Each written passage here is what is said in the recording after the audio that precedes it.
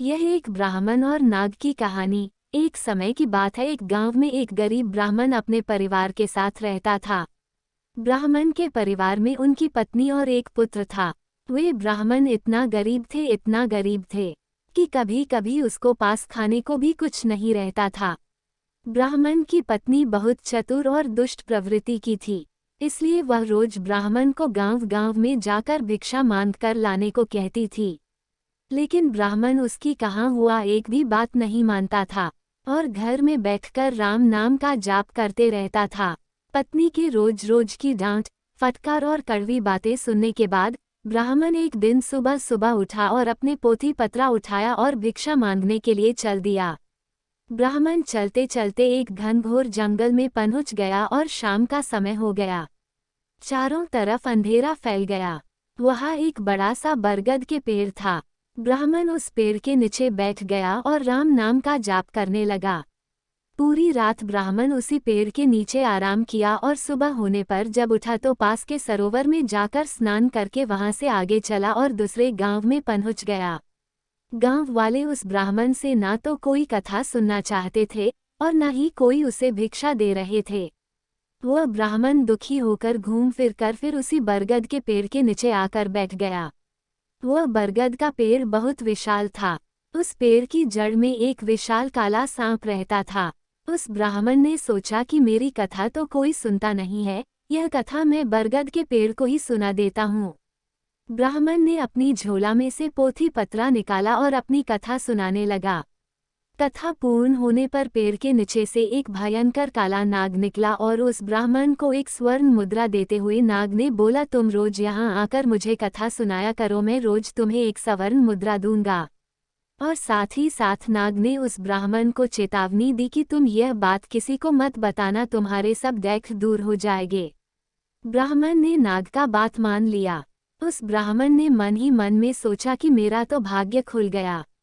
ब्राह्मण रोज ऐसा ही करता, सुबह उठकर नहा धोकर अपनी पोथी पत्रा लेकर वह उस बरगद के पेड़ के नीचे पहुंच जाता था और वहां बैठकर कथा सुनाता। कथा पूर्ण होने पर नाग पेड़ के जड़ से बाहर निकलकर उस ब्राह्मण को एक सोने की मुद्रा भेंट करता था। देखते ही देखते कुछ ही दिनों में ब्राह्मण बहुत धनवान हो गया। पूरे गांव में यह चर्चा होने लगी कि ब्राह्मण अचानक इतना धनवान कैसे हो गया। यह जरूर कोई गलत काम करता है। ब्राह्मण को लोगों की बातों से कोई फर्क नहीं पड़ता था। वह नित्य अपना यही कार्य करता रहता था। एक दिन गांव की कुछ औरतें ब्राह्मणी के पास गई और उससे पूछने लगी कि तुम्हारे पति इतने धनवान कैसे हो गए? वह रोज कहाँ जाते हैं और रोज उनकी कथा कौन सुनता है? औरतों की बात सुनकर ब्राह्मणी के मन में भी शंका आ गई।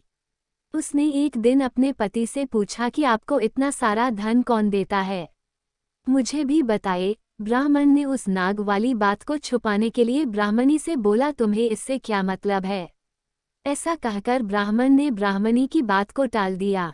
यह सवाल ब्राह्मणी ने रोज रोज ब्राह्मण से पूछता और ब्राह्मण उस बात को टाल देता था। कुछ दिनों तक ब्राह्मण उस बात को टालता रहा, पर एक दिन ब्राह्मणी ने ब्राह्मण को मजबूर कर दिया। ब्राह्मण मजबूर होकर अपनी पत्नी को नाग की सारी बात बता दी। ब्राह्मण से नाग वाला बात को सुनकर ब्राह्मणी के मन में लालच आ गया और ब्राह्मणी ने ब्राह्मण के खाने में नशे की दवा मिलाकर उसे खिला दिया और अपने बेटे से बोली, बेटा उस बरगद के पेड़ के पास जाओ और नाग को मारकर सारी संपत्ति ले आओ।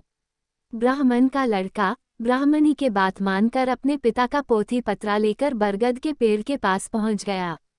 पेड़ के आगे बैठकर कथा सुनाने लगा। कथा पूरी होने पर रोज की तरह उस दिन भी वह नाग पेड़ के जड़ से निकलकर बाहर आया और ब्राह्मण के बेटा को स्वर्ण मुद्रा देने लगा। तभी ब्राह्मण के बेटे ने कुल्हाड़ी से नाग पर वार कर दिया, जिससे नाग की पूंछ कट गई और गुस्सा में आकर नाग ने भी पलटकर लड़के के पैर में डस लिया, जिससे लड़के की वहीं पर मौत हो गई।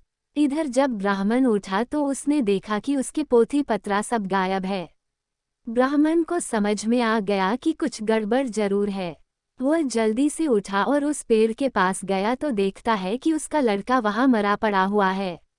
ब्राह्मण को देखकर नाग बाहर आया और कहा, ब्राह्मण मैंने तुम्हें कहा था कि स्वर्ण मुद्रा की बात तुम किसी से नहीं कहोगे। और तुमने बता दी, अब तुम यहाँ से चले जाओ, तुम्हें तुम्हारे पुत्र का डैक है और मुझे मेरी पूंछ के कटने का डैक है। मैं तुम्हें श्राप देता हूँ कि तुम्हारी जो संपत्ति मेरे द्वारा बनी थी वह सब नष्ट हो जाएंगी। ब्राह्मण नाग देवता के मुख से यह बात सुनकर सर पिटता रह गया और रोता बिलखता अपने पुत्र का शव लेकर वहां से अपने घर चला गया। घर जाकर अपनी पत्नी को बोला, देखो तुम्हारे लालच के कारण हमने अपना इकलौता पुत्र गवा दिया और हमारी सारी संपत्ति नष्ट हो गई।